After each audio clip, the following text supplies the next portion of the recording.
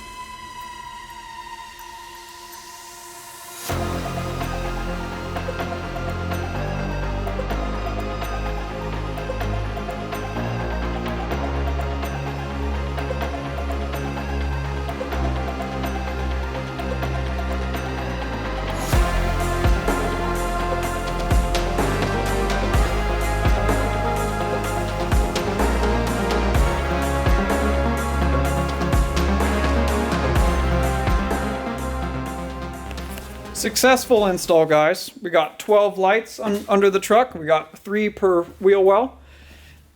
In the future, I'm going to put 2 in front of the axle, 2 behind the axle, 2 in the center, 2 in front of the rear axle, and 2 behind the rear axle. But we'll do that in an upcoming episode. I need to plasma cut out some Cougar House Fab LED light pod mounts, and we can 90-degree press brake them, and we can bolt them to the frame in those various spots. So we're looking really good here.